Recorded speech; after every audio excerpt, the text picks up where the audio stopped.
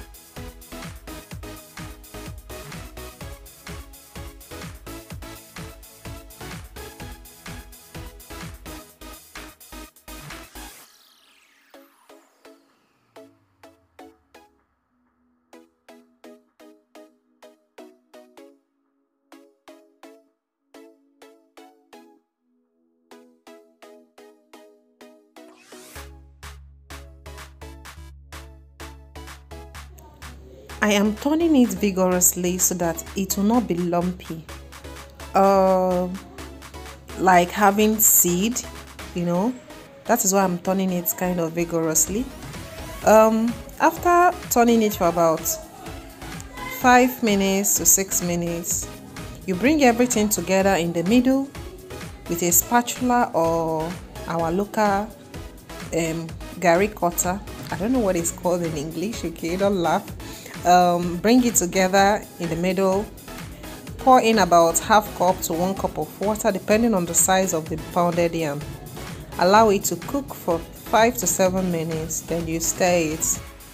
Turn vigorously for about a minute and our pounded yam is ready. Hope you enjoyed this video. This pounded yam recipe is so simple. We make it every time, especially when I travel to the village.